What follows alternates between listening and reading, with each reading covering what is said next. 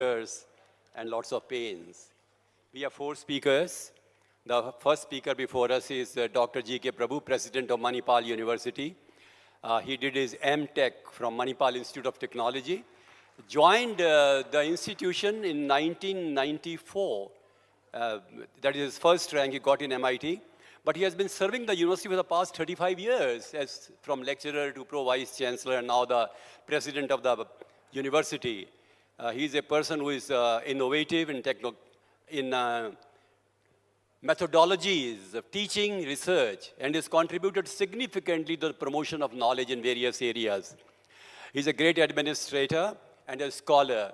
We call them ECA administrators, academic administrators. He got the coveted Shri Shyamlal Saxena Memorial Award from National Academy of Medical Sciences in 2007, the most important award which is bestowed upon people who have done considerable work in the field of medical sciences. And it is simply believable that under his leadership, his university has not only got high ranking, but has made a great contribution. Sir, starting with you, Dr. Prabhu. Tell us, what is so distinctive about your university? आपके विश्वविद्यालय का नाम क्यों है? मैं तो जब जाता हूँ वहाँ तो लगता है जैसे वॉशिंगटन डीसी में आ गया हूँ बिल्डिंगें देखकर, पर खास बात क्या है? Okay, this name is Manipal University. Manipal is actually a place in the southern part of Karnataka, in the banks of an Arabian Sea. And although we have about 70 years of an existence as an institution, the first medical college under the private sector was started in Manipal way back in 1953. Although we have a multiple campuses, the Manipal University Jaipur is established in 2011, started with 300 students, and today we have about 16,000 students in the campus, and another vertical on the online education, we have about 50,000. Now the questions that you said, sir, what is so important and what is that so distinctive? I want my university to be a human. It is not a set of buildings. So it means that when we look for an human beings, because it is not a factory or a manufacturing unit, basically we are dealing with the young students. The another important stakeholders for us is a faculty. Since we are dealing with a human beings, I want my university to be perceived or seen or an experienced as an human. When we see that, of course, now it manifested in many things, whether it is a design of the curriculum, how we engage the students both inside and outside the classrooms, how do we communicate to the community? That is also very important. It is not only that we are teaching, learning, creating new ideas, which is basically is a research. One is dissemination of the knowledge, which is teaching, learning, creation of the new knowledge, which is basically research, and the third part is very important, that the university must connect to the community. And this is where I would see the distinct feature of my university is to be seen as a human, and then ultimate multiple efforts what we are making. Okay, so it is not only saying, but also the people must experience that. I'll stop it here, sir, for your thing. Dr. Prabhu, what we see in newspapers generally when we look at the rankings of Indian universities and colleges, we feel very disappointed because hardly 2 or 3 institutions really emerge in the first 400 or 500. And one IIT or one maybe Bangalore Institute of C.V. Raman, they figure. Why is it so that even our best is not good enough in international standards? Yeah, so one, yes, many universities initially only the premier institutions in the engineering, let us say IITs, in the management IIMs, they are figuring in the top rankings. They have their distinct advantages. But I'm off late, we are so happy that the private organization, the universities are also making their own footprint in this particular journey. But to be there on this footprint, sir, there are many multiple factors. The important thing is the quality of education. And this will come through a quality of faculty members.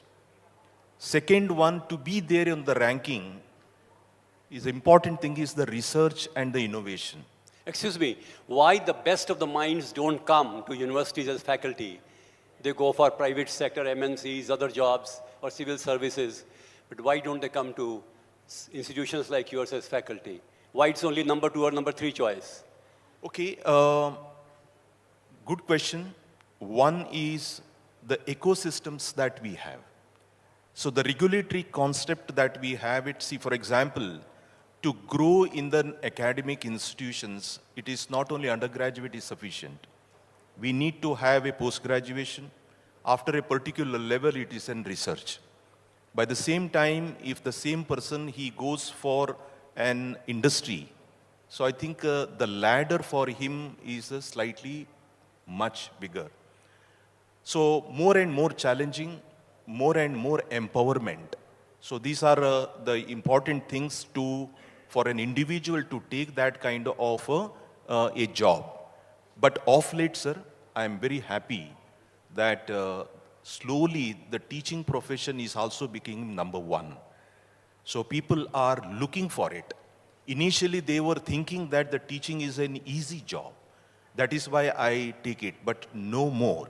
It is a more challenging, more stressful too, because the expectations of the students and engaging the new generation students is not that easy. The teacher's main quality today that we have, it is a continuous learning. If any person, if you starts learning and if you think that I have something that I have learned, that is the only the thing that I'll teach it, I think that teacher or a person will become obsolete. Very good. A good thing about him and his institution is that we only hear good things about the institution. Give him a very big hand, please. Dr. Vishwajoy Chatterjee is currently Vice Chancellor of the University of Engineering and Management, Jaipur.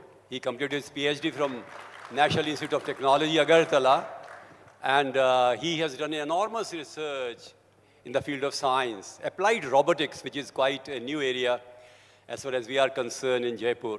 And he has not only written a lot on this area, but also has been teaching and conducting experiments and research in this area. And here is a person who has developed some robotic platforms also, and industry-ready ATV and gaming console. I mean, it's really amazing that people like him are really adorning positions of institutions of science and technology in Jaipur and creating a big, big impact. We only wish that other students, other institutions also, all the time ask one question to themselves. New session is coming in July, for example. What is new that I'll be doing this year? Not only next 5 years, but this year, what is number 1 agenda? So welcome, Professor Chatterjee. Tell us about your institution. It has a good name. University of engineering and management UEM Jaipur की तरफ से आप सभी को स्वागत करता हूँ। Students जो देश के भविष्य है आज मेरे सामने यहाँ पे बैठे हैं, इन सबको स्वागत करता हूँ। और जो वरिष्ठ शिक्षक शिक्षिका यहाँ पे बैठे हैं, आप सभी को मेरे ओर से प्रणाम करता हूँ।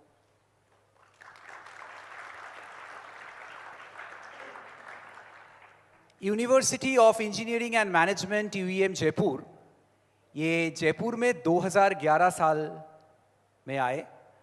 इससे पहले institute of engineering and management जो कोलकाता में है, it is the oldest self financed institute of West Bengal. West Bengal के सबसे पुराना प्राइवेट इंस्टीट्यूशन है और आज भी 1996 से शुरू करके 2024 तक West Bengal joint entrance examination जिसके ज़रिए स्टूडेंट्स को एडमिट किया जाता है, उसमें सबसे पहले हमारे इंस्टीट्यूट में स्टूडेंट्स आते हैं, उसके बाद ही बाकी इंस्टीट्यूट्स में जाते हैं।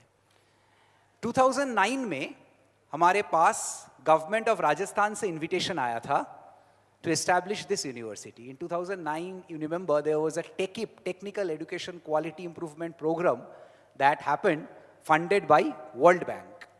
उसमें हम इंडिया में फर्स्ट आए थे, तो उसके बाद फर्स्ट इंडिया में बैठ के बोलने में बहुत अच्छा लगता है, इंडिया में फर्स्ट आए थे 2009 में. तो तब हमारे पास गवर्नमेंट से इनविटेशन आया था ये यूनिवर्सिटी एस्टैब्लिश करने के लिए. तो वी केम ओवर हियर. और सबसे बड़ी बात, उस टाइम पे हमें कर्नाटका से भी इनविटेशन मिला था और असम गवर्नमेंट से भी इनविटेशन मिला था. और मैं तीनों जगह गया था, तीनों जगह मैं खुद गया था. लेकिन बिलीव मी, इन 2009 की बात मैं कर रहा हूँ.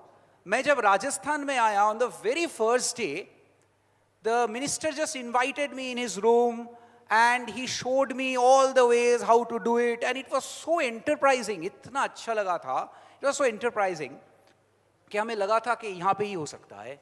तो we started the journey. आज मुझे बहुत अच्छा लगता है. मैं हमेशा स्टूडेंट्स को एक बात बोलता रहता हूँ, और आज भी बोलता हूँ सबके सामने टीवी चैनल में, कि UEM is for the students, by the students, of the students. Students जो करे वही यूनिवर्सिटी का क्राउन है.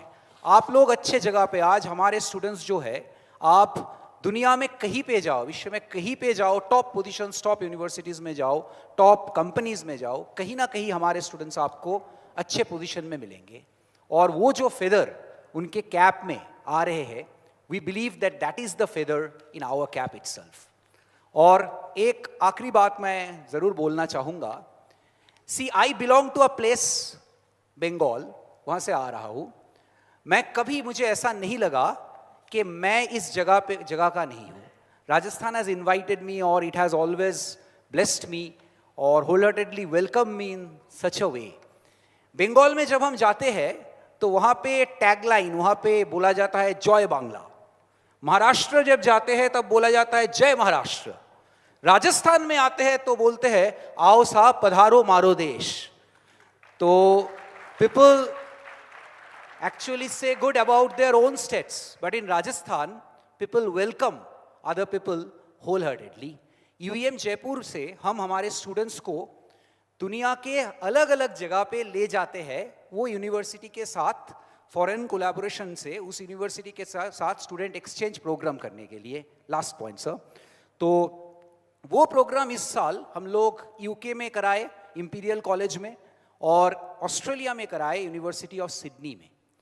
तो वो जगह पे हमें बोले कि आपके बच्चे, जो हमारे बच्चे गए थे, करीब 20-25 बच्चे गए थे, उनको बोले आपके बच्चे बहुत अच्छे हैं. तो मैं गर्व से बोला राजस्थान का है. तो that is the best thing, and I would say कि हम लोग राजस्थान में सबको इनवाइट ज़रूर करेंगे, लेकिन हम जहाँ जाएंगे वहाँ पे अपना झंडा ज़रूर फैलाएंगे. फैलाएंगे ना? Thank you. Thank you. आप बंगाल से हैं, और बंगाल के जो महान कवि हैं रविंद्रनाथ जी ठाकुर, उनका एक मैं वाक्य बोल रहा हूँ. श्रेष्ठ शिक्षा वह नहीं है जो केवल जानकारी दे. Excellent education is not that which only gives information. सच्ची शिक्षा वह है जो हमारे जीवन और वातावरण में सामंजस्य स्थापित कर सके. True education is one which is able to synthesise our life and the environment. My only problem is that all the institutions are just giving help to students and young people to build a career. क्या package बनेगा, किस area में jobs हैं, America में, England में, Germany में jobs के लिए तैयार कर देते हैं हम, फॉरेन कोलैबोरेशन कर लेते हैं. पर क्या कारण है कि हमारे बच्चे जब आपकी यूनिवर्सिटी से निकलते हैं तो अधूरे अधूरे से होते हैं. उनके जीवन में एक सामंजस्य, एकीकरण, जैसा टैगोर ने कहा था, unity of mind, universal man, वो यूनिवर्सल मैन नहीं है. यूनिवर्सिटी होती भी यूनिवर्सल मैन नहीं है. आपने ऐसा क्या किया है अपनी यूनिवर्सिटी में जिससे बच्चों का जो सर्वांगीण विकास हो सके? देखिए, जैसे मैं बोला, आप रविंद्रनाथ टैगोर जी की बात किए, तो he has always inspired us to do good for the community, good for the society, good for mankind. देखिए, हम लोग इंजीनियरिंग एंड मैनेजमेंट की यूनिवर्सिटी है, तो इंजीनियरिंग एंड मैनेजमेंट पढ़ाते हैं. लेकिन एक बात हमारा हमेशा मानना है कि engineering is incomplete without art. Art के बिना इंजीनियरिंग इनकम्प्लीट है. मान लो जो इंजीनियर एरोप्लेन बनाए थे, फ्लाइट बनाए थे, अगर वो ये देख नहीं पाते, उनके आर्टिस्टिक माइंड के जरिए ये देख नहीं पाता कि ये फ्लाइट कैसे दिखना चाहिए, तो वो एरोप्लेन वो कभी बना नहीं पाते. तो I always believe that art and engineering goes hand to hand. तो वी ऑर्गेनाइज प्रोग्राम्स जहाँ पे हम बच्चों को आर्टिस्टिक डेवलपमेंट में भी इनकरेज करते हैं. तो they develop, they draw, they write poems, they do poetry. हम लिटरेचर फेस्टिवल करते हैं. हमारे यहाँ पे हम इंटरनेशनल स्पोर्ट्स कॉम्प्लेक्स बनाए हैं. वहाँ पे the best of people are coming to play. And apart from that education is most important. तो एजुकेशन में भी मैं जबकि रोबोटिक्स में बिलोंग करता हूँ, तो आर्टिफिशियल इंटेलिजेंस के ऊपर काम करवाता हूँ बच्चों को. फिजियोथेरेपी के काफ़ी बच्चे यहाँ पे बैठे हैं, मैं देख पा रहा हूँ, तो हमारे यूनिवर्सिटी से. तो फिजियोथेरेपी के बच्चे आज एक साथ होके, इंजीनियरिंग के बच्चे के साथ एक साथ होके कुछ प्रोडक्ट्स डेवलप किए हैं. जो हिपोथेरेपी है उसके ऊपर हम काम कर रहे हैं. हम जो हाइड्रोथेरेपी है उसके ऊपर काम कर रहे हैं. आप जानते हो hippotherapy, hydrotherapy, these are all medical terms कि एक घोड़े के ऊपर चढ़ा के एक आदमी का ट्रीटमेंट कराया जाता है. वो घोड़े के ऊपर उनका मूवमेंट, उसका पोस्चर कैसे होता है, उसके ऊपर उसका ट्रीटमेंट कराया जाता है. हाइड्रोथेरेपी, वाटर के अंदर, पानी के नीचे उसका कैसे, उसका मूवमेंट कैसे होता है, उसके ऊपर ट्रीटमेंट कराया जाता है. तो that is totally medical things. But then again IoT devices are needed, internet of things. वो डिवाइसेस चाहिए ताकि हम ट्रैक कर पाए कि उनका हालत, उसका कैसे रिस्पॉन्स, उसका रिस्पॉन्स कैसा है. तो आज फिजियोथेरेपी के बच्चे इंजीनियरिंग के बच्चे के साथ एक साथ होके, without forgetting their boundaries, in a seamless world they are working, ताकि एक साथ करके कुछ काम कर सके. सर, हमारे बच्चे अभी हालात कुछ दिन पहले एक प्रोडक्ट डेवलप किया, जो डेवलप किए है अफ्रीका का कुछ कंट्री जहां पे आज तक इलेक्ट्रिसिटी नहीं आए, और मान लो अगले 10 साल में आना मुश्किल है. ऐसे जगह के लिए एक चीज बनाए है. They have developed a bag, एक सोलर बैग, जिसके अंदर IT सिस्टम पूरा भर के with projector you can carry from one place to another. वो बैग जो है सोलर से चार्ज हो जाएगा, और computer IT system with projector, आप स्कूल में जाओ, जस्ट उसको प्ले करो विदाउट एनी इलेक्ट्रिसिटी. तो वो जगह जहां पे आज तक इलेक्ट्रिसिटी नहीं आए, वो जगह पे स्मार्ट क्लासरूम चल रहा है. And a company Testpack, a company called Testpack in Finland is marketing this entire product. Thank you very much. हमारे बच्चों को ये सब चीज देने की कोशिश कर रहे हैं. Give a very big hand please. Wonderful. Our third panelist is Mr. Onkar Bagadia, CEO and trustee of the Vivekanand Global University. Please note the name of the university, Vivekanand Global University. Nothing could be better than that. Vivekananda ने कहा था कि शिक्षा वो होनी चाहिए जो मानव का निर्माण करे, मैन मेकिंग एजुकेशन, चरित्र का निर्माण करे, कैरेक्टर मेकिंग एजुकेशन. और ग्लोबल पर्सपेक्टिव तो विवेकानंद का था ही. I congratulate you, Sir Bagadia Sir, for this wonderful institution. He is an alumnus of BITS Pilani, and he has worked with top MNCs like JPMC is working on creating innovative campus in Jaipur. As a dynamic CEO, he has really made a great difference. And Vivekanand Global University is one of the fastest growing universities in Jaipur. He has mentored and he has really helped a large number of startups to come up on the scene. And he's a person who has done tremendous amount of research and brought out publications. Mr. Bagadia, welcome. And I would like to ask you one thing. आपके विश्वविद्यालय में विवेकानंद की छाप क्या है? सबसे पहले मैं फर्स्ट इंडिया चैनल का धन्यवाद देता हूं कि आज उन्होंने मासेस के लिए एक एजुकेशन समिट रखी. जब आज शिक्षा और राष्ट्रीय शिक्षा नीति पे बहुत बात और चर्चा हो रही है, तो ये एक बहुत इम्पोर्टेंट टॉपिक है. आपका सवाल को सर मैं 2 चीज़ों में जवाब दूंगा. विवेकानंद ग्लोबल विश्वविद्यालय, हमारी एक टेकलाइन है जिसको हम हमेशा यूज़ करते हैं, that is arise, awake and achieve. So that is written all over the courts of the university, whoever has visited that. So from that, we take the inspiration of the ideology and the teachings of Vivekananda. Apart from that, every student has to do 2 subjects on the thoughts of Vivekananda ji. So these are the mandatory subjects to that. And on the Indian knowledge system, which now almost everyone is talking about, we have electives ranging on management by Bhagavad Gita and all this. So these all are the education which we get inspired from Vivekanand ji, and we make sure that our students go through all these and the Indian knowledge system. Apart from that, the Vivekananda Global University provides minor to all students whoever wishes in the Indian knowledge system. So we give a minor degree on the Indian knowledge system where we talk about Bhagavad Gita and Vedas and all that, and how that can be integrated in today's technological and modern world. So these are some of the things Very we have.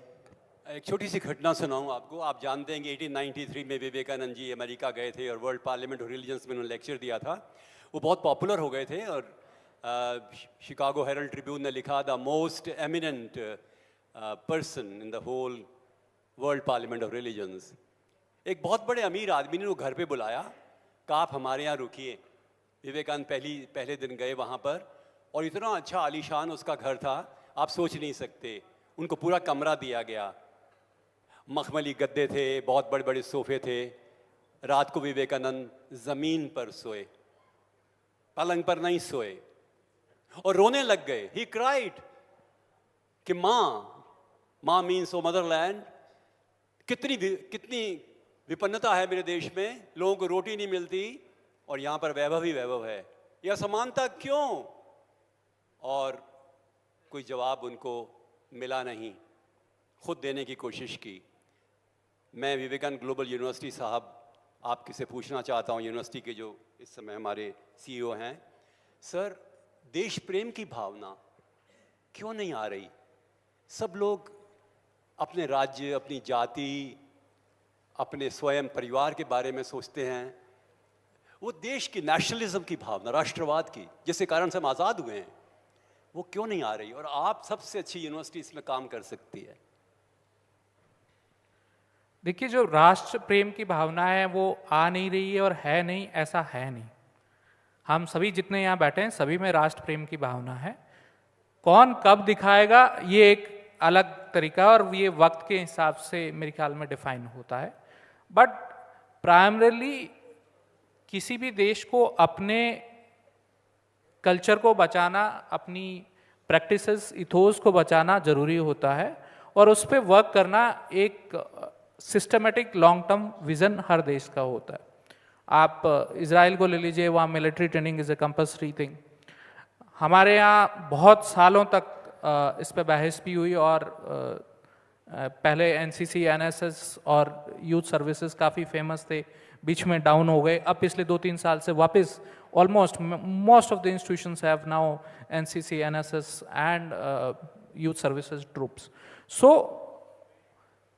इस पे काम चल रहा है and I feel that with the coming of the national education policy, जिसमें national integration पे बहुत बड़ा ध्यान दिया गया है, ये चीज़ें चेंज होगी। Of course India being a socialist country and the education primarily जो पिछले कुछ वर्षों में हुआ, जहाँ and that was the need of the hour. I will not say that was a normal thing, it was need of hour that we all focused more on technical education and medical education, which led to capitalistic mindset because of the privatization.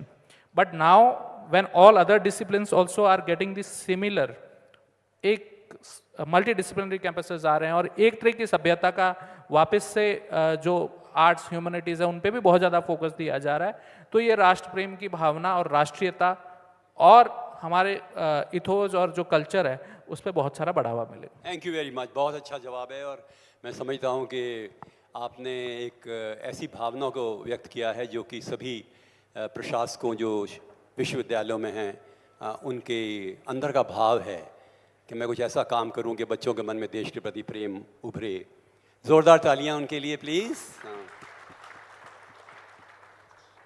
हमारे अगले जो speaker हैं fourth, उनका नाम है श्री वेदांत गर्ग। आप adviser and CEO हैं ज्योति विद्यापीठ women's university में।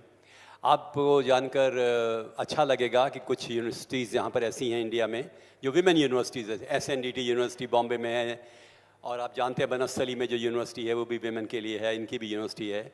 और I been to your university also early, I been to three universities, जो 4 लोग बैठे उसमें 3 यहाँ मैं जाकर लेक्चर दे चुका हूँ, इसलिए मुझे मालूम है कि कितना अच्छा काम ये लोग कर रहे हैं।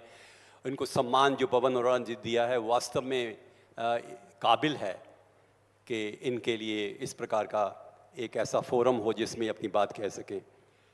तो वेदांत गर्ग जी ने जो ज्योति विद्यापीठ विमेंस यूनिवर्सिटी में कार्य किया है अतुल्य है। आप साइंस टेक्नोलॉजी में स्वयं तो शिक्षित हैं ही, पर शिक्षा के क्षेत्र में आपने ऐसी प्रेरणा दी है जो कि मैं कह सकता हूँ कि प्रशंसनीय है। और अपने फैकल्टी मेंबर्स को हर समय पर ज़्यादा ध्यान दिया। फैकल्टी डेवलपमेंट प्रोग्राम्स आपके यहाँ बहुत अच्छी तरह से होते हैं और हर समय पर सारे टीचर्स को ये कहते हैं बी इनोवेटिव, कोई नई चीज़ करो, और ये भावना जो है वास्तव में बहुत अच्छी है। सर, आपकी यूनिवर्सिटी के बारे में कुछ हमें बताएं। Thank you. अच्छी बात क्या है? जी, सबसे पहले नमस्ते टू एवरीवन जो भी मेरे सामने बैठी है ऑडियंस, नमस्ते टू फर्स्ट इंडिया ग्रुप, और थैंक यू सो मच कि आपने हमें मौका दिया कि हम हमारे जो विचार है इस एक पैनलिस्ट होके यहाँ पे दे सकते हैं, और एक प्लेटफॉर्म हमारे स्टूडेंट्स को भी मिला है जिससे कि वो अपने भी कुछ डाउट्स हैं, कोई कैरियर रिलेटेड उनको ऑब्जर्वेशंस हैं, वो क्लियर हो सकें। तो ज्योति विद्यापीठ women's university founded in 2008, it is a vibrant research-led women's university founded by my father, Dr. Pankaj Garg ji, and हमारा मिशन ये है कि हम महिलाओं का एम्पावरमेंट करें जिससे कि अपने आप कम्युनिटी, हमारी जो सोसाइटी है वो इस तरह डेवलप हो जिससे कि सब आपस में इक्वालिटी रहे और महिलाएं जो आज इतनी एम्पावरमेंट नहीं है वो भी एम्पावर्ड रहें, उनको हर जगह सम्मानता मिले और वे अच्छे अच्छे पोस्ट पर अच्छे अच्छे काम कर सकें और समाज को और सेवा दे सकें। हमारा ये मिशन है कि हम जो महिलाएं हमारे यहाँ पढ़ रही हैं उनको हर तरह की नॉलेज दें, सिर्फ उनको पढ़ाई तक ना सीमित रखें। पढ़ाई के अलावा भी बहुत सारी चीज़ें हैं। अब NEP ने भी ये सभी को निर्देश दिया गया है, सभी विश्वविद्यालयों को, कि सिर्फ पढ़ाई में हम सीमित ना रहें, पढ़ाई के अलावा भी बहुत सारी चीज़ें हैं वो करें। और शॉर्ट टर्म कोर्सेज़ हैं, स्किल डेवलपमेंट कोर्सेज़ हैं, हम nation building community development certificate भी देते हैं हर बिटिया को। इसका ये मतलब है कि हमारी कुछ set compulsory courses, mission courses हैं जो स्किल डेवलपमेंट रिलेटेड है, उन्नत भारत अभियान रिलेटेड है। वो अगर हर बिटिया कंप्लीट करती है तो उनको आफ्टर कंप्लीशन ऑफ डिग्री या डिप्लोमा वो सर्टिफिकेट उनको दिया जाता है जो कि उनके आगे फ्यूचर में काम आता है कि उन्होंने ये एक्टिविटीज़ यहाँ पे कंप्लीट करी हैं। हम एक रूरल सेटिंग में एस्टैब्लिश्ड हैं और हमारा ये फोकस है कि हम जितने आसपास के गांव हमने उन्नत भारत अभियान के तहत गोद लिए हैं उन सब का भी हम एम्पावरमेंट करें और उनमें भी डेवलपमेंट हम प्रोवाइड करें। हमारे जो इंटर्न स्टूडेंट्स हैं जैसे Ayurveda, homeopathy and yoga naturopathy के स्टूडेंट्स हैं, फिजियोथेरेपी, फार्मेसी के हैं, वे स्टूडेंट्स गांव-गांव जाके वहाँ पे मेडिकल ट्रीटमेंट्स प्रोवाइड करते हैं। वहाँ पे हमारे लॉ स्टूडेंट्स भी हैं, वो भी लीगल अवेयरनेस कैंपेन्स करते हैं। तो हमारा ये फोकस रहता है कि हम खुद ही नहीं, आपस की जितनी जनता है उनको सबको फैसिलिटीज़ प्रोवाइड करें, उनका डेवलपमेंट भी करें। तो यही हमारी ज्योति विद्यापीठ की खास बात है जो कि हम कर रहे हैं। वीमेन फैकल्टी का परसेंटेज क्या है? वीमेन फैकल्टी का देखिए, एक खास बात हमारी यही है कि हम बीइंग विमेंस यूनिवर्सिटी, क्योंकि महिला स्टूडेंट्स के लिए क्या कंफर्टेबल रहेगा कि वो फीमेल फैकल्टी से पढ़ें, फीमेल एडमिनिस्ट्रेटर से इंटरेक्ट करें, क्योंकि उनको फिर एक फीमेल बैकग्राउंड मिलता है। तो 95% हमारे यहाँ फीमेल फैकल्टीज़ हैं और जो विमेन एडमिनिस्ट्रेटर्स हैं उनका जो मेल टू फीमेल रेशियो है वो भी 85% है। मतलब मेरे साथ में शायद 5 और लोग होंगे जो एडमिनिस्ट्रेशन में हैं, बाकी सब फीमेल्स हैं। अच्छा, क्या फैसिलिटीज़ हैं उनके लिए खास?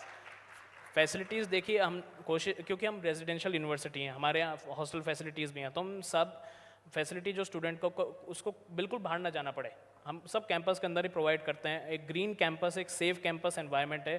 पेरेंट कहता है कि जैसे कुछ स्टेट्स हैं जहाँ पे थोड़ा महिला सुरक्षा मतलब नहीं है, इतनी अवेलेबल नहीं है सुरक्षा, तो पेरेंट कहता है कि आपके यहाँ हमारी बेटियाँ ज़्यादा सिक्योर है हमारे घर से। तो हम इतनी क्योंकि एक सेफ्टी भी इम्पॉर्टेंट इशू है स्टूडेंट्स को प्रोवाइड करना, तो हम उस पर ही फोकस करते हैं कि सभी स्टूडेंट्स हमारे सिक्योर रहें और आराम से टेंशन फ्री, केयरलेस होकर अपना पढ़ाई की तरफ फोकस करके पढ़ाई कर सकें। Thank you. जोरदार तालियां प्लीज इनके लिए। Thank you. अब मेरे पास केवल जैसे सूचना आई है 5 या 6 मिनट ही हैं और मैं 5 मिनट में ख़त्म कर दूंगा। हाँ, कंटिन्यू करें हैं? अच्छा, वेरी गुड, ठीक है, थैंक यू। मुझे अभी श्वेता ने बताया कि 5-7 मिनट है, पर very good, thank you very much Pawan ji. Sir, I am going to ask one question to each one of you, first round and second round also, starting with you, okay? आपकी institution का नाम है engineering and management. हाँ, ठीक है, उसमें नाम engineering management है। इंजीनियरिंग में नंबर 1 आते हैं IITs और मैनेजमेंट में IIMs। इनका एकाधिकार कब तक चलेगा? For how long the monopoly of IITs and IIMs continue? Why there is no challenge to them at all? And why there was no effort made to build up IITs and IIMs in the non-government sector? Why still they are the top? Why can't other institutions be at the top? ऐसा नहीं है sir. The thing is, there are many universities who are doing very good works and competing. The difference, I believe, is acceptance. मान लो हमारे देश आगे बढ़ रहा है, इंडिया इज ग्रोइंग, हम बोल रहे 2047 तक to 2047 तक we will become विकसित भारत, a developed nation. तो ये हम उसके तरफ बढ़ रहे हैं. But all said and done, there is always a mentality or people thinking कि नहीं, अमेरिका दुनिया का 1 नंबर देश है. ऐसा हमारे दिमाग में रहता है, ऐसा दिमाग में चलता है. अब कितना भी बोलो, कितना भी करो, ऐसा चलता है. क्यों चलता है? हमारे देश आगे बढ़ रहा है, हमारे देश भी बहुत सारी चीजें ऐसे कर सर रहे मुझे ये हैं बताइए, जो हैं? कॉम्पिटिंग है. तो what I believe is, in our universities also, we are doing several things which are competing with the IITs. Only thing is, people will have to accept that हाँ, private universities भी ऐसे काम कर सकते हैं, बड़ा काम कर सकते हैं. How you are looking into IITs, आप जब भी सर IIT में जाते हो, आपका जो thought process है वो बदल जाते हैं. आप ये सोच के जाते हो कि मैं IIT में जा रहा हूँ, एक अच्छी जगह पे जा रहा हूँ. Sir excuse me, Yes. मेरा ये सवाल है कि आप बहुत अच्छा काम कर रहे हो, पर IIT के कुछ गुणों को आत्मसात करने के लिए आपकी संस्था में क्या फैकल्टी को डेवलप करना ज़रूरी है, रिसर्च को अधिक अप्लाइड बनाना ज़रूरी है, बिल्कुल. इंफ्रास्ट्रक्चर डेवलप करना है, कुछ स्पेशलाइजेशन करने हैं, या समाज से जुड़ना है?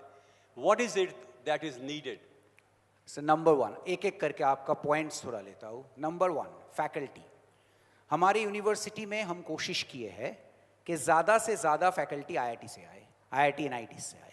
तो आप देखो हमारे करीब 70% of the faculties are from IITs and IITs, and we are trying to continuously do professional development and faculty development program, ताकि वो आगे बढ़े, उनका भी विकास हो, और शिक्षा विकसित होगा तो ही देश विकसित होगा. तो we are continuously doing it for the faculty members. Number 1, research. We are focusing a lot on patents. आप देखो आज भी गवर्नमेंट का जो कपिला स्कीम है, जो स्कीम के जरिए वो पेटेंट को फंड करते हैं. If you look into Kapila, Rajasthan is one of the leading states जिसको गवर्नमेंट से कपिला के जरिए फंड मिला है. And again UEM, our university is leading in that, कि सबसे ज़्यादा फंड पेटेंट के लिए हमारी यूनिवर्सिटी को मिला है. तो we are trying for that.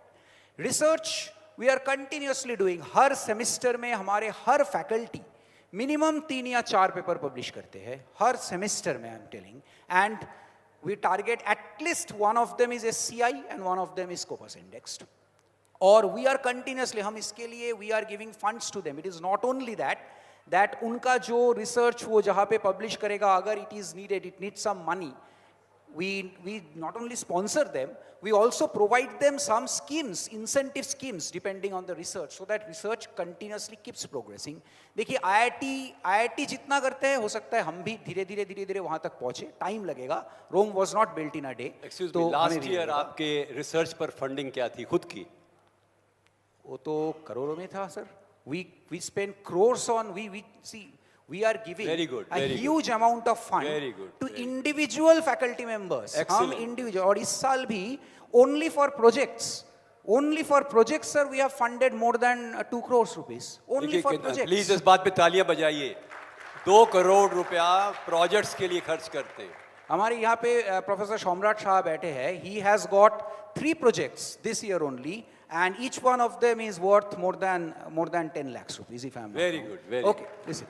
और सर और तीसरा पॉइंट आपने क्या बोले थे सर रिसर्च में? चलिए नहीं, आपने बड़ा अच्छा जवाब दिया और मुझे ये खुशी है कि आपके मन में जो भावना है एक श्रेष्ठता के प्रति प्रतियोगिता का भाव. लेकिन एक बात है सर, स्टूडेंट्स जो है, स्टूडेंट्स खुद को बिलीव करना पड़ेगा कि वो बेस्ट है. They are the best. They must believe कि it's not that they are behind the IITs.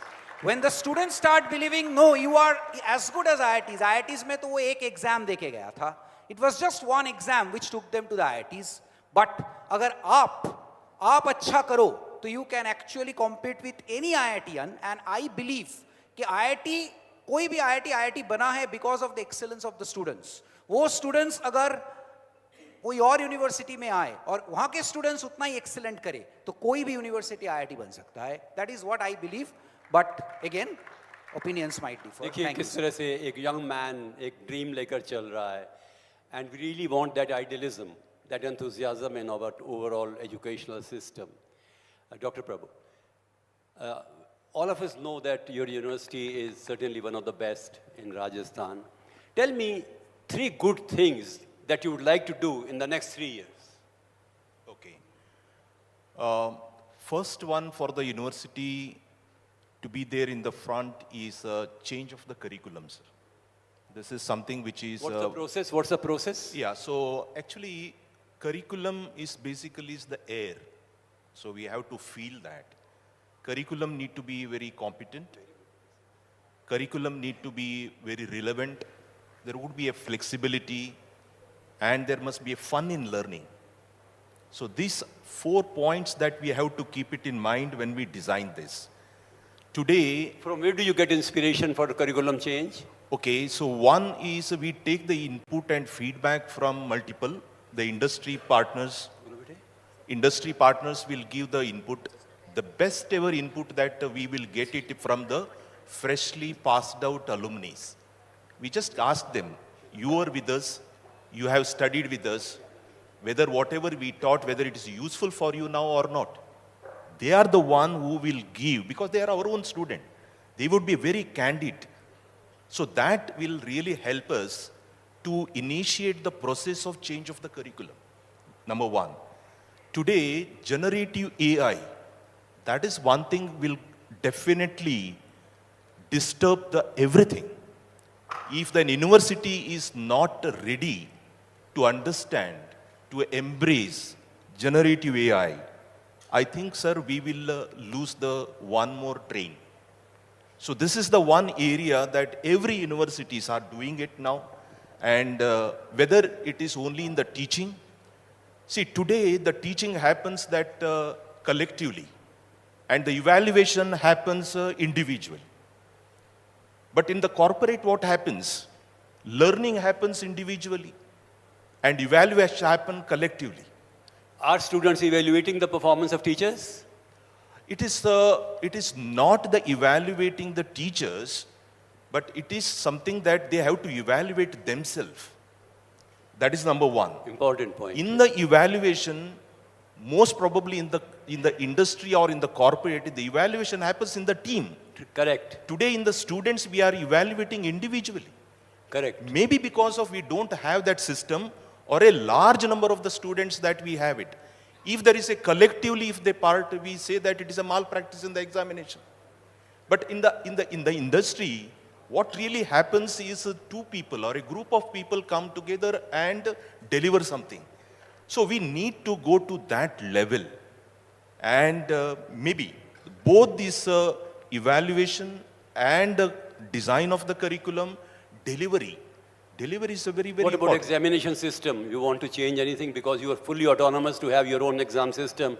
What new changes would like to have in the exam system? Okay, see, Do you have round the year tests or you have internal assessment also? No, we have an internal assessment, but more thing is, for example, it is not that one particular 3 hours examination and you evaluate ultimately, no. So there must be a continuous evaluation in the form of assignments or in the form of group projects. This is what we have to do it. See, for example, in the examination you teach and then you test it. But in the corporate or in the life, it will be tested first and then you will be learning from it. So what is that change that we can bring in the evaluation is something mind-boggling. See, for example, today, if there is a chat GPT, let us say, if you give an assignment and if a group of people, if they use these things and if you give it, as a teacher, that how do I know that it is being learned or not? I don't say that it is wrong in copying and submitting it, but in the process, we must evaluate not only the content, we must evaluate their thought process, whether they have learned or not. Sir, system is not there now. We need to develop this. Technology will really help us. But since the difficulty of a teacher or for the system like university, we have a large number of students. I have studied in IIT Madras. I know You did your PhD from there. So there was one teacher. The final examination is not this writing. He will spend half an hour with the individual student. And he says that, don't mind, you bring the paper and tell me that whether this particular concept that you understood or not. Thank you. This is where we need to bring Bagadia that साहब, change. Bagadia साहब, एक मेरी चिंता है, और वो चिंता ये है कि जितने भी व्यावसायिक प्रतिष्ठान हैं, बिजनेस ऑर्गेनाइजेशंस हैं, और उनके प्रति जनता में जो भाव है, सरकार में भी होता है कि ईमानदारी के सारे नियमों का पालन नहीं होता। टैक्सेशन में भी, जीएसटी में भी, और चीज़ों में भी, रिकॉर्ड्स में भी। मैं नहीं कहता कि बेईमान है किसी तरह से, ना, they are all doing excellent work, they are nation builders, they are capital formation instruments. पर हम ऐसा क्या करें हमारे मैनेजमेंट एजुकेशन में और इंजीनियरिंग एजुकेशन में जिसमें एथिक्स जो है वो एक सेंट्रल प्लेस ले ले एटीट्यूड्स और बिहेवियर में? क्या करना चाहिए? देखिए, ऑफ कोर्स मैं इसको वहीं से शुरू करूंगा जहां से प्रभु सर ने छोड़ा था। Right now our examination system is, आप यहाँ से चीटिंग नहीं कर लीजिए, आप यहाँ से देख नहीं लें, आपको 3 घंटे ऐसे ही इवैल्यूएट किया जाएगा, यही 4 करिकुलम की लाइन आएंगी और वो है।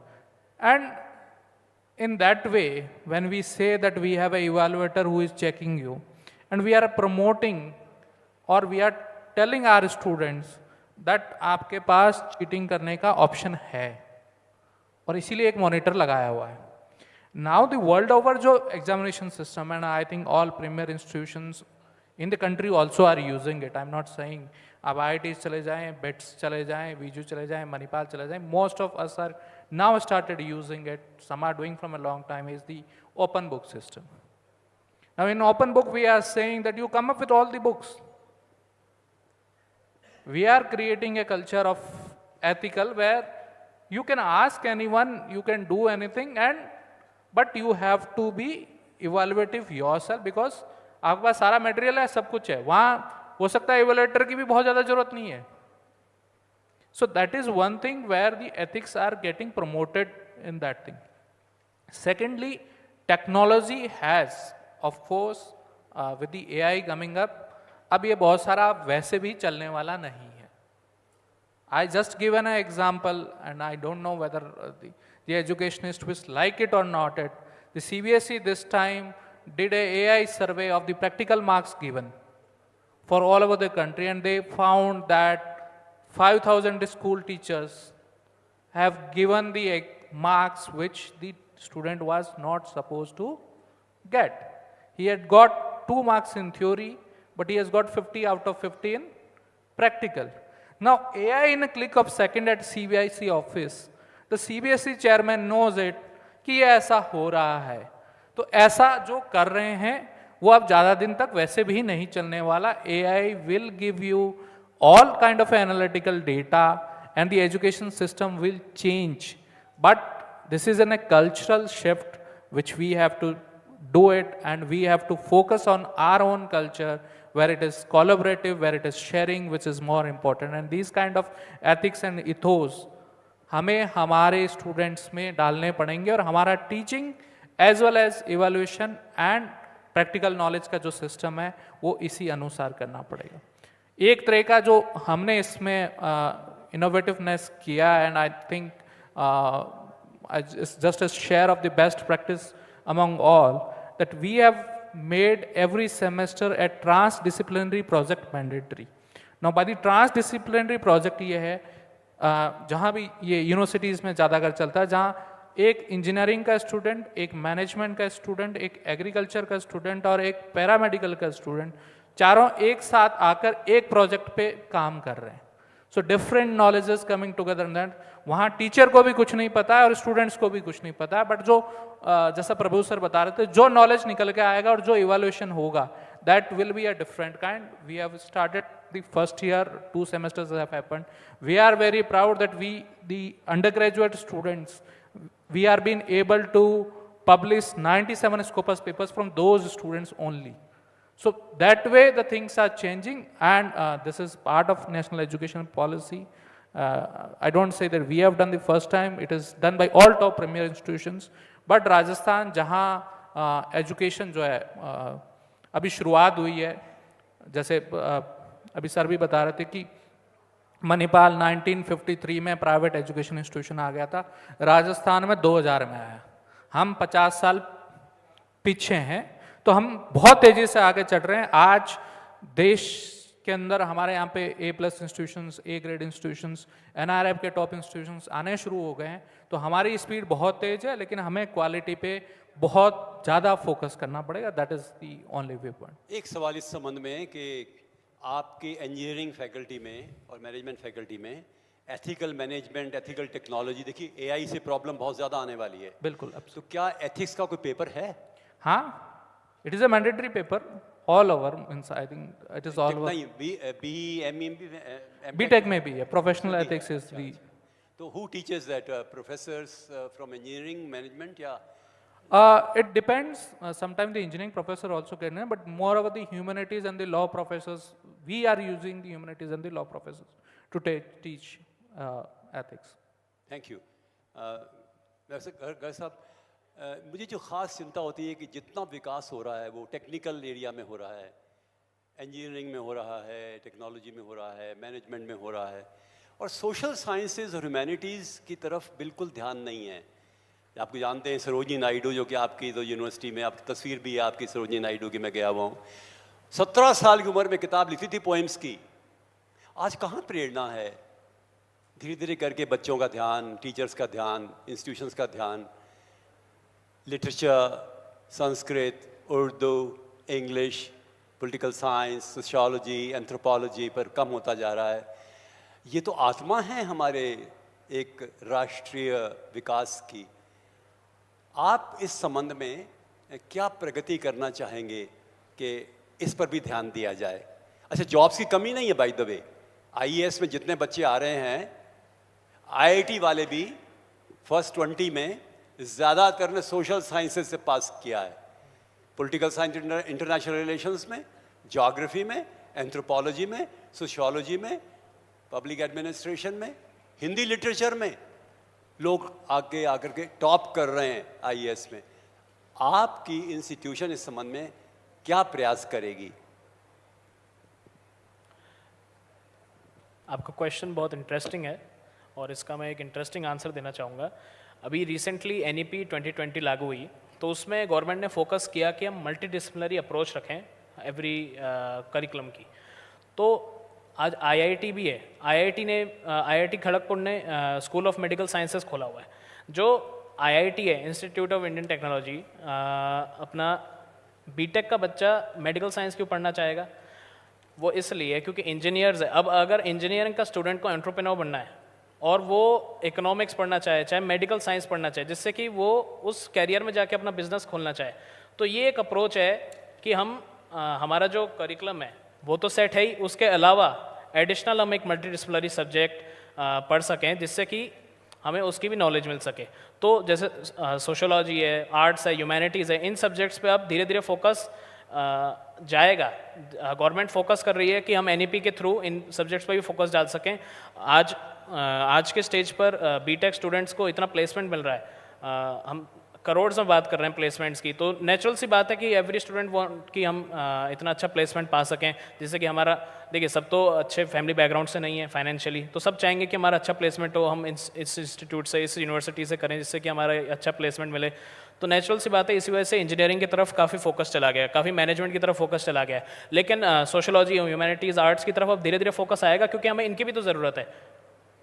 एक इंजीनियर को अगर एंटरप्रेन्योरशिप नहीं पता होगी तो वो कैसे करेगा? उसी तरह आर्ट्स ह्यूमैनिटीज़, हमें हमारा कल्चर तो देखना पड़ेगा। इंडियन नॉलेज सिस्टम है, उसके ऊपर गवर्नमेंट ने इतना फोकस करा है। हमने भी इंडियन नॉलेज सिस्टम सेल खोला हुआ है, हमने लास्ट ईयर उसको चालू कर दिया था, और उससे हम हर स्टूडेंट को फोकस करते हैं कि इंडियन नॉलेज सिस्टम, हमारा ट्रेडिशनल वे ऑफ लर्निंग, उसको वो हर पढ़ाई में हम इम्प्लीमेंट कर सकें। हमारे पास आयुर्वेदा के स्टूडेंट्स भी हैं, उनको तो सबसे बेस्ट पता है इंडियन नॉलेज सिस्टम के बारे में, तो इसलिए हमें हेल्प मिलती है कि हम ये सब अच्छे से आसानी से इम्प्लीमेंट कर सकें, क्योंकि हमारे पास सब्जेक्ट टीचर्स हैं उनके। अभी जो न्यू एजुकेशन पॉलिसी में एक सेंटेंस बोल रहा हूँ, no hard separation between arts and sciences,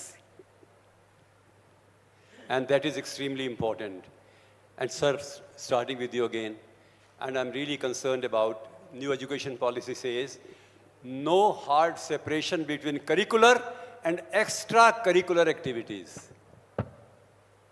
And I really want to know, sir, yours is a progressive institution, what place do you give in your curriculum or on the field, in your art rooms, painting, music, literature, drama, writing, reading, singing, sports?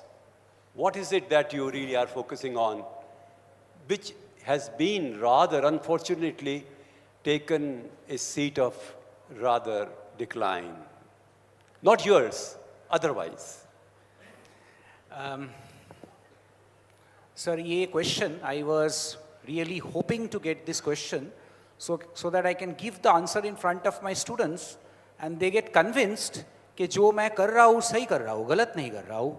ये कभी कभी सोचते हैं मैं क्या क्या करता रहता हूँ, इन लोगों को परेशान करता रहता हूँ, लेकिन ऐसा है नहीं। इस क्वेश्चन के आंसर से आपको पता चलेगा। सर, आपने पूछे एक्स्ट्रा करिकुलर का क्या रोल है। हमारी यूनिवर्सिटी में 3 चीज़ हम लोग मैंडेटरी किए हैं। Number 1, government job preparation is integrated with in the syllabus. Her student को सेमेस्टर में 2 पेपर एग्जाम के तौर पे देना पड़ता है, जो उनको गवर्नमेंट जॉब के लिए प्रिपेयर कराता है। स्टूडेंट्स गुस्सा होते हैं, ये क्यों है हमारे वहाँ पे? ये इसलिए है क्योंकि you get prepared when you study that paper. Students not only get prepared for government jobs, they get prepared for the rest of their life, how to deal with it, how to work in a professional environment. Number 2 हम जो देते हैं वो है entrepreneurship. 1 paper is mandatory. Her semester में 1 paper exam आपको देना ही पड़ेगा entrepreneurship के ऊपर, जो which prepares you how you can have your own company. Number 3, आपने जो बोले sir, extra curricular activities. Extra curricular activities is a paper integrated in the syllabus. आपको कुछ एक्टिविटीज, एक्स्ट्रा करिकुलर एक्टिविटीज या तो ऑर्गेनाइज करना है या तो पार्टिसिपेट करना है, जिसके ऊपर आपको मार्क्स मिलेगा और उसके ऊपर आपको क्रेडिट मिलेगा। We have integrated that. Now, some students are good at cricket, some students are good at football, some students are good at poetry, some students are good at singing. तो हम ये सारे का एक बकेट तैयार कर दिया कि ये इसमें आपको इतना मार्क्स मिलेगा, and that is absolutely visible to the students. हर स्टूडेंट्स जानते हैं हमारे वहाँ पे कि ये मार्क्स मिलेगा। तो they do that, and when they do, they get it enlisted to their mentor teacher, और mentor teacher उसके हिसाब से उसको marks देते हैं। तो in that way we try to make them a complete human being, a good human being, a good engineer, good manager is good. It is accepted. But more accepted is you become a good human being, a complete human being, a human being who is capable of leading his or her life in the best possible way. How do you judge that? कि complete human being है कि नहीं है? How do you judge that? Sir, I am a very, my No, no, no, your capability is students. only, आपके जो students हैं, yeah. क्या उन्होंने एक संपूर्ण मानव बनने के क्षेत्र में प्रगति की है? कोई ऐसी चीज़ उन्होंने की है जो कि उनके व्यक्तित्व को उभारती है, प्रतिस्थापित करती है, परिमार्जित करती है? आप ये कैसे जज करेंगे? जो आपको संतोष मिलेगा ना उससे तो। अगर आपको 10 बच्चे भी ऐसे मिल गए जो कि ज़िंदगी की सारी जो विभिन्न उसके आयामों पर उन्होंने एक तरह से स्वामित्व किया है, तो आपको बहुत खुशी होती होगी ना। पर करें क्या? मैं आपके इंस्टीट्यूशन की बात नहीं कर रहा हूँ, मैं चिंतित हूँ अध्यापक के रूप में कि हमारे बच्चों के सर्वांगीण विकास जो करने के लिए हमारी इंस्टीट्यूशंस क्या कर सकती हैं। क्योंकि हम कहते तो हैं ऐसा करना चाहिए, पर हम ये फिर निर्णय नहीं कर पाते कि वो हमारा प्रयत्न सफल हुए हैं कि नहीं हुए हैं। कैसे हम इसका परिमाणन करें? Sir, we need to keep interacting with the students. As a leader of an institution, I myself believe that if my thought process, which is for the good, which is for the good of the society, which is for the benefit of the society, I want that. मैं अगर चाहता हूँ कि वो thought process मेरे students तक पहुँचे, तो मुझे अपने ऑफिस में और अपने PA और मैनेजमेंट पर्सनल के तक सीमित रहने से नहीं चलेगा. I will have to go to the field and interact with the students. If needed, play with the students. कभी खेले students के साथ. लगे तो जिस मंच पे वो गाना गा रहे हैं, उसी मंच पे जाके मुझे भी गाना गाना चाहिए कभी. जिस फील्ड पे जाके वो खेल रहे हैं, कभी जाके उनके साथ खेलना चाहिए. तब I can actually put in whatever my thoughts are into the student's brain. That is what I believe. Again, my thought process might not be agreed with everybody, but that is what I try to do. I interact with the students. I tell them what is necessary, how you lead your life. I have tried to do that, and most importantly, jitne aajkal jo aaye hai art of living and all these things, we have imbibed that in our university. We have imbibed that as a course material, that how you lead your life, how you do good for the society, how you do good for yourselves. This is something we have tried to do. Rest, जज करने वाला तो ऊपर वाला ही होता है. Thank you very much. I have tried my level best. Very good answer. Thank you very much. Very good. Prabhu Saab, there is a point in national education policy, internationalization of education. And you are one person who is focusing on this. Tell me, what does it mean, internationalization? Do we borrow ideas from them, curriculum from them, faculty from them, research projects from them?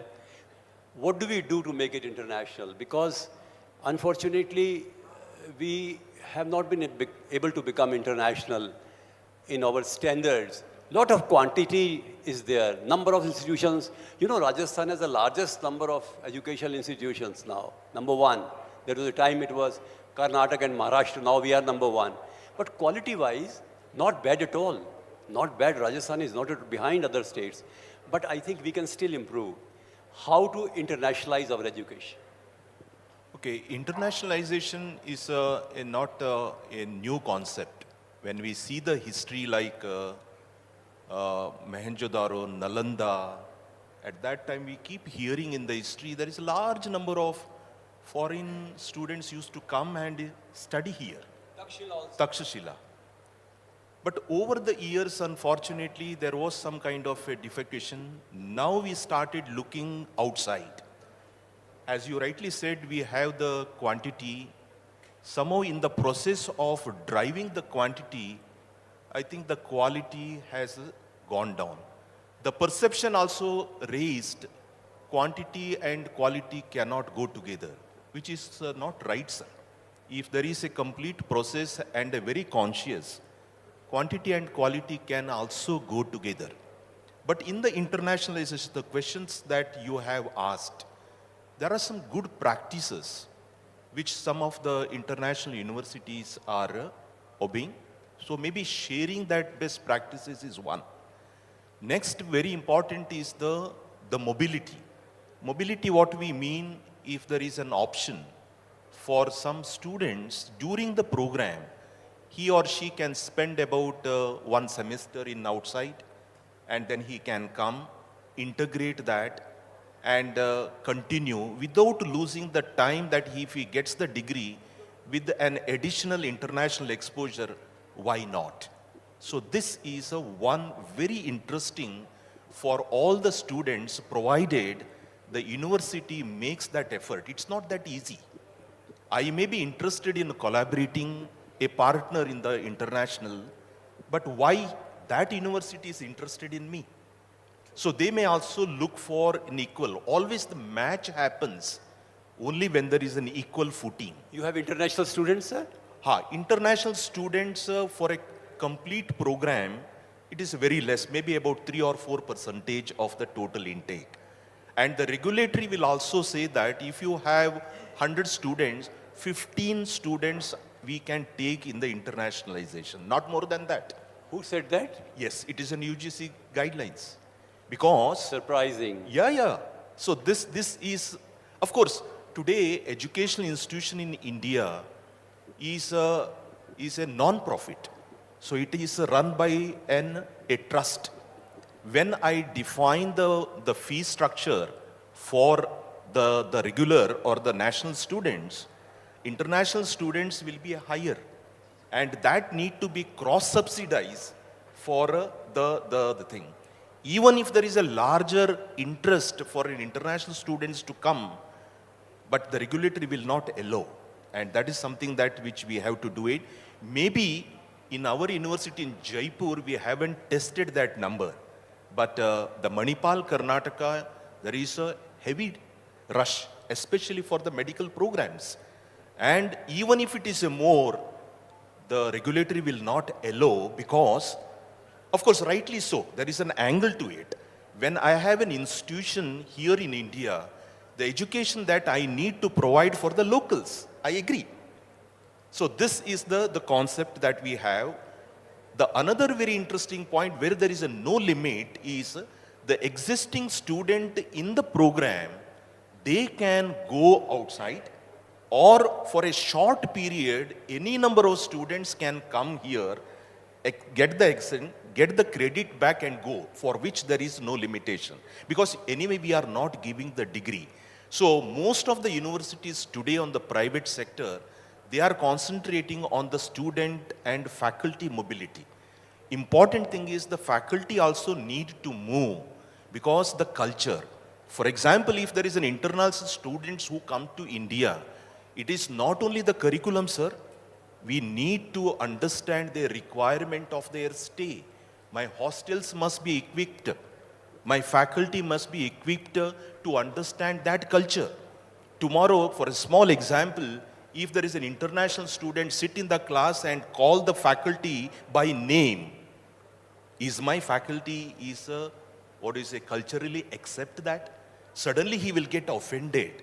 So when you talk about internationalization, it is not only the content, it is not only the curriculum, it is the other support is very important. If my hostels are not very well equipped, forget about the hostel, if the toilet, even those things are also we have to take care, because whenever the student comes to the campus, maybe about 6 hours that he spends in the college. The rest of the time that he spends in the hostel or outside. But I'm very happy, Jaipur is a very attractive place for a student mobility. Because when the international students comes, he will come for the overall. And Jaipur and Rajasthan gives a lot for them as an experience. Because an education for an international students is an experience. Even in Manipal, Karnataka, when they come, but either they land in Jaipur and visit our university, or while going, they'll come here, visit the place, get that experience and go. So Rajasthan is an happening place. I must really tell, and there is a large number of students, Rangila, Rajasthan. That is something which is very important. And if our all universities are equipped and look for that kind of an ecosystem that you build it, internationalization in Jaipur I think will be a number one when compared to the rest part of India, coming out from an experience of Manipal, Karnataka. Thank you, sir. Thank you. मैं ये इतना से कह सकता हूँ कि जो बातचीत अभी हो रही है जिस स्तर की, वो इतना प्रशंसनीय है, गहन है कि आपको किसी किताबों में या किसी रिपोर्ट में वो चीज़ें नहीं मिलेगी जो भी मिल रही हैं। तो कुछ विद्यार्थी पीछे की बेंचेस में, कुछ टीचर्स भी मोबाइल देख रहे हैं। मेरी रिक्वेस्ट है, सिर्फ 20 मिनट और मत देखिए मोबाइल प्लीज़। 20 मिनट के लिए समय दे दीजिए। आप हैरान होंगे अभी क्या कहा है इन लोगों ने। एक से एक बढ़कर चारों ने ऐसे पॉइंट्स दिए हैं जो कि मैं हायर एजुकेशन पे पढ़ता रहता हूँ, उसका पार्ट हूँ। मुझे तो इतना नवीनता मिली है कि मैं हतप्रभ हूँ, और पवन जी को मैं धन्यवाद देना चाहता हूँ, मुझे मौका दिया। कृपया मोबाइल पर ध्यान ना दे करके और सुनिए क्या कह रहे हैं। और मैं आपको एक ऐसी बात कहने जा रहा हूँ बगड़िया साहब, जो कि आप पहले तो विश्वास नहीं करेंगे। अब्दुल कलाम साहब भारत के राष्ट्रपति थे। उन्होंने एक बार कहा, there is hardly any area in India where is excellence. Hindustan में शायद ही कोई ऐसा क्षेत्र है जहाँ पर श्रेष्ठता अभूतपूर्व है। And he was lamenting it, वो दुखी हो रहे थे। उन्होंने ये नहीं कहा बिल्कुल है ही नहीं। इसरो में है फॉर एग्जाम्पल, जिसके जुड़े रहे, वो DRDO में है, बार्क में है, एटॉमिक एनर्जी में है, IITs में है, IIMs में है, UPSC में है, इलेक्शन कमीशन। अच्छा, एक्सीलेंस है। पर एजुकेशनल इंस्टीट्यूशंस के लिए उन्होंने एक बार कहा था कि हमें और प्रयत्न करने चाहिए जिससे कि श्रेष्ठता, उत्कृष्टता जो है अपने पांव जमा सके। आज का सब्जेक्ट है हायर एजुकेशन। हाई से हायर ऊंचा होता है। हाई एजुकेशन नहीं है, हायर एजुकेशन है। And higher means which is doesn't stop. Every day in every way our education should be higher and higher. आप बताएं सर कि क्या करें हम ऐसा। अपने इंस्टीट्यूशन की बात नहीं कर रहा हूं मैं आपसे, हम लोग सब ऐसा क्या करें कि श्रेष्ठता के उच्चतम मानदंडों को हम आत्मसात करके अपने संस्थागत विकास में उनका अंतरंग बना दें। सर देखिए, हायर एजुकेशन अभी इंडिया में 4-5 तरीके का स्वरूप ले रहा है। वन इज़ हमारे टॉप इंस्टीट्यूशंस हैं, IITs ले लीजिए, IIMs ले लीजिए, मणिपाल ले लीजिए, SRM ले लीजिए, बिट्स ले लीजिए, वेल्लोर ले लीजिए। ये एक अलग तरह की ब्रीड है। सेकंड जो इंस्टीट्यूशंस हैं वो मिडिल रेंज इंस्टीट्यूशंस हैं। उसमें बहुत सारे इंस्टीट्यूशंस प्रयत्न कर रहे हैं कि हम मतलब these are at the middle level की वो अगर और प्रयत्न करेंगे तो वो क्वालिटी ऑफ एजुकेशन में IITs वाली रेंज और उस रेंज के उस तरफ जाएंगे या वो नीचे आ जाएंगे। थर्ड, एक आप उससे ये मान लीजिए कि हमने प्रयत्न नहीं किया, जो भी कारण रहा, आज हमारे यहाँ पे everyone knows it that most of the institutions, especially in the government sector, जहाँ क्लासेस नहीं लगती हैं या क्लासेस का परसेंटेज जो है बहुत कम है, and then that and the fourth category is that which is now today all over the media from last 1 month or 2 months, where they talk about fake degrees, fake this thing. So these are institutions, they are also part of our system. Now we need to have a mechanism and awareness campaigns or some kind of a thing wherein we understand that ki education is practical or experience oriented, and for that we all will have to move to the classrooms. हमें classroom में या laboratories में जाना पड़ेगा। What about philosophy of education? इसके साथ जोड़ सकते हैं क्या जो आप कह रहे हैं? There is a philosophy of education. वो जोड़ सकता है क्या आपके एक्सपीरियंस के साथ? देखिए, मतलब मेरा कोई एक्सपीरियंस इतना ज़्यादा नहीं है कि मैं उसको आप लोगों की फिलोसफी ऑफ एजुकेशन से जोड़ पाऊँ, बट एक बहुत values is also a very critical part of it. More than values is the system which we have created. आज आप मान के चलें, एंड आई डोंट फील कि जो बच्चा क्लास 12 तक हाईएस्ट परसेंटेज लेके आता है या मेहनती होता है या टॉपर जो होता है, वो आपका IITs IIMs इनको छोड़ दें, स्टेट गवर्नमेंट की टॉप यूनिवर्सिटीज़ में एडमिशन लेता।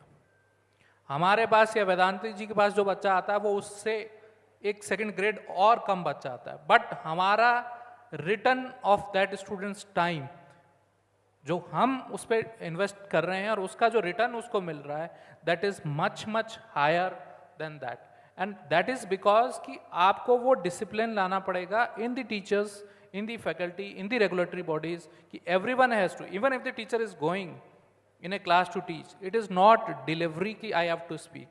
Look at today's world, when जो मैं बोल रहा हूँ या ये बोल रहा हूँ ये गूगल पे ऑलरेडी अवेलेबल है. Nobody is coming to the class to listen to your theories. वो भी जो आप बुक किसी दूसरे की बुक से पढ़ा के समझा रहे हैं उसको समझने के आज हजारों लाखों तरीके हैं. हमें क्लासरूम में वो बच्चों के साथ एंगेजमेंट करना पड़ेगा, उनको वो एक्सपीरियंस शेयर करना पड़ेगा which is more than the Google's knowledge और द AI नॉलेज. और वो जब हम कर पाएंगे, the quality of the education और the quality of the delivery with the engagement in the classroom will be higher. And this I will say a vague example. I have heard somewhere that once the Harvard president came to the Oxford and said to the Oxford vice chancellor that your grass of the lawns is very green. How do you do that? So the Oxford president said, you dig the floor, put the seeds, put the grass, water it, then cut it, and do it for 100 years. It will be green like this. So this is the best way, that every day you have to do same thing, improvement, slight improvement, 1%, 0.1%, 0.1%, and then we will move to the level of equality where we all are aspiring to be. Thank you. I think very good answer. So kind of you. Last question जो आपके लिए है, आपकी important university, women's university. मैं ये सोच एक सवाल तो बड़ा छोटा सा पूछ रहा हूँ कि जो महिलाएं कॉलेज नहीं आ सकती और घर पर हैं, उनके लिए शायद आप ऑनलाइन कोर्सेज के लिए भी कोशिश कर रहे थे, कुछ इस बारे में प्रगति हुई है? Thank you for question. महिलाएं जो फिज़िकली कैंपस में नहीं आ सकती हैं या उनके फैमिली उन्हें अलाउ नहीं करती है या और कोई सिचुएशन ऐसी हो गई है जैसे अर्ली मैरिज हो गई है, क्योंकि अगर कोई भी बाउंडेशन है महिला का तो वो फिज़िकली एजुकेशन परस्यू नहीं कर सकती, तो गवर्नमेंट ने स्वयं पोर्टल लॉन्च किया है जिसमें वो मैसिवली ओपन ऑनलाइन कोर्स को परस्यू कर सकती हैं. ऑनलाइन डिग्री भी है, ब्लेंडेड मोड. आज ऑनलाइन डिग्री को भी उतनी सिग्निफिकेंस मिलती है जितनी एक मतलब ऑफलाइन या फिजिकल डिग्री को मिलती है. तो और फिर स्किल डेवलपमेंट कोर्सेज आपके मूक पे अवेलेबल हैं. आप अगर डिग्री ऑनलाइन कर रहे हैं उसके अलावा आप मूक पे एनरोल कर सकते हैं, तो आपके जो क्रेडिट्स हैं वो एकेडमिक बैंक ऑफ क्रेडिट्स में चढ़ रहे हैं.